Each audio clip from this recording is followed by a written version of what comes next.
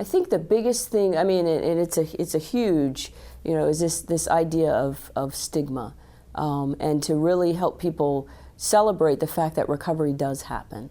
And so, we used to look at this idea of really, we're gonna combat stigma, we're gonna do this, and somewhere through the years I learned that we needed a positive message, and that if we put all of our energy into breaking something or removing something, then we were gonna come up empty. And so, one of our messages is really about that we do recover.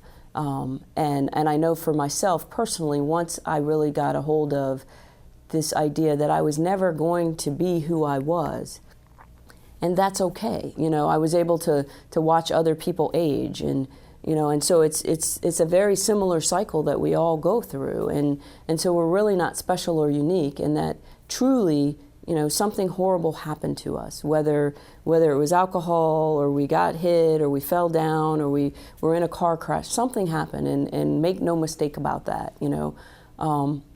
The opportunity to acknowledge that and treat it and get what it is that we need in terms of help, and then be able to move from this identity of kind of, I'm an addict, or I'm sober, or I'm a survivor of an injury, to be able to say, I live with, I'm in recovery from my brain injury.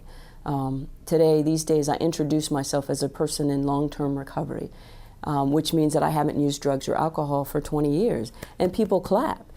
Years ago, I would say, my name is Jan and I'm an addict, and they'd kind of put their heads down. And so it's just that shift is so amazingly different. And even with, I live with the results of a brain injury versus I'm a survivor of brain injury, and it feels very different just in communicating that message.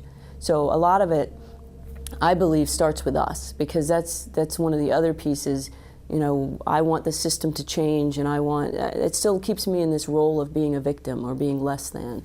And so I needed to begin to look at myself very different in the fact that, I'm empowered and I'm thriving and those kinds of things, because that's where the recovery and that's where the connection happens.